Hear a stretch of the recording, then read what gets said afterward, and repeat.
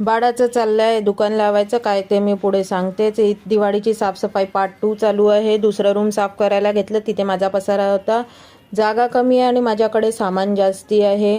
मग नंतर माझं मी आवरलं आणि बाळा येऊन गेली. 4 वाजले होते मला. त्यानंतर तिचं टेडी सेक्शन काढलं. ते म्हणजे डोक्याला तापच आहे. भरपूर टेडी आहे तिच्याकडे. काही टेडी तर माझ्यापेक्षा पण मोठे आहे. आणि मग बाळा बोलली की आपण दुकान लावू शकतो, कारण की आम्ही दुकानात जातो, सगळे टेडी आमच्याचकडे असतात तर कायच घेणार.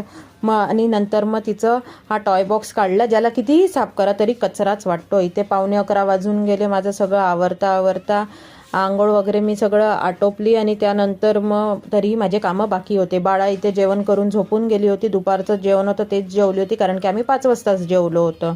आणि नंतर माझे कपडे वगैरे भिजवायचे होते, भांडे वगैरे सगळं आवरलं होतं. आणि या रूमचं अजूनही अर्ध काम बाकीच आहे, कपडे उचलणं वगैरे. एका दिवसात ती रूम होत नाही एका व्यक्तीकडनं. नंतर मग गोलूनी मला सायंकाळी कच्चा